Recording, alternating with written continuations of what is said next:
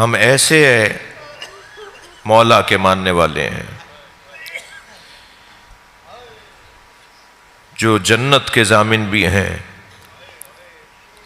جو آخرت بھی اپنے ہاتھ میں رکھتے ہیں۔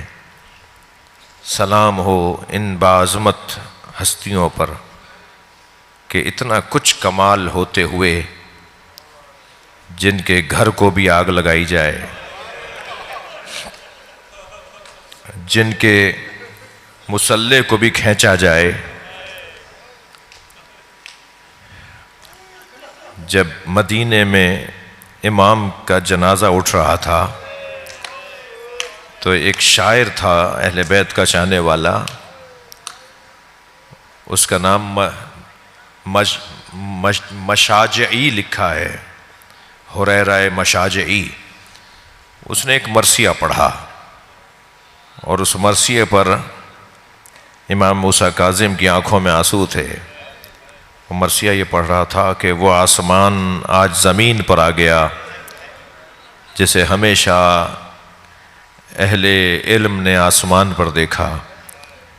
مرثیہ پڑھتے ہوئے وہ ایک شعر کا مفہوم یہ ہے کہ اے لوگو تم یہ مٹی جو اس جنازے پہ ڈال رہے ہو یہ اپنے سروں پر ڈالو، اس لیے کہ اب ہم اسے قبر کے حوالے کر رہے ہیں کہ جو آسمان علم و فقاہت تھا۔ عزادارو، جب میرے مولا کا منصور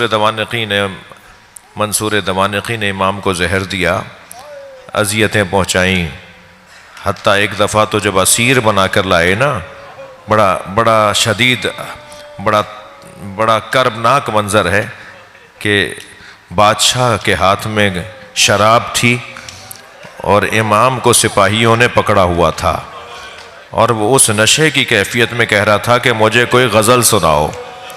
جی یہ جو ہمارے اہل علم، اہل تقویٰ بہت ساری چیزوں سے دور رہے ہیں نا، شطرنج سے دور رہے ہیں، مثلا غزلوں سے اس معنی میں دور رہے ہیں، ایسی محفلوں میں، تو اس کے پیچھے ایک ہسٹری ہے، وہ غلط نہیں تھے بہت سی چیزوں میں، تو وہ اس کیفیت میں کہتا ہے کہ مجھے غزل سناؤ۔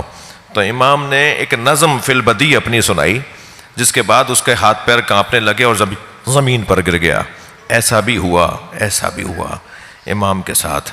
اور پھر ایسا بھی ہوا کہ جب امام کو زہر دے دیا گیا تو امام موسیٰ کاظم کا ہاتھ پکڑ کر آپ نے وصیتیں فرمائیں اور اپنی ساری کائنات امام کے حوالے کی۔ اللہ کی ولایت جو در حقیقت علی کی ولایت ہے، جو علی کی ولایت در حقیقت اللہ کی ولایت ہے، جو اہل بیت کی ولایت ہے، وہ امام موسیٰ کاظم کے حوالے کی، اور اس کے بعد امام سے کچھ وصیتیں فرمائیں، اور پھر اس دنیا سے جاتے ہوئے کلمہ استرجاع پڑھا، انا للہ و انا الیہ راجعون۔ امام موسیٰ کاظم نے غسل و کفن دیا، جنازہ شان سے اٹھا۔